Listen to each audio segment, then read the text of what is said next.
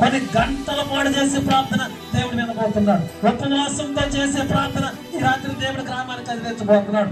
ఏ పరిస్థితిలో ఏడుస్తున్నావో, కన్నీరు గారుస్తున్నావో దేవుడికి తెలుసు. ఆయన బాధ, ఆయన ఒక ఆలోచన ఉంది. నువ్వు ఎక్కడ సమస్యల్లో పడిపోతావో, ఎవరు చెయ్యెత్తి చూపిస్తారో, ఎవరి చేత మాట్లాడతావో, ఇది పరిస్థితులు సరిగ్గా లేవేమో, ఎప్పటికప్పుడు దేవుడు నీ వైపు చూస్తున్నాడు. ఈ రాత్రి దేవుడు జాగ్రత్తగా చేస్తున్నాడు.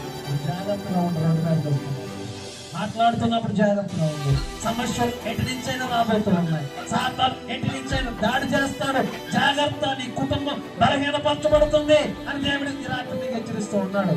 మనం దయచేసి ఈ రాత్రి సందర్భంలో మనం దూరం అయిపోయాం.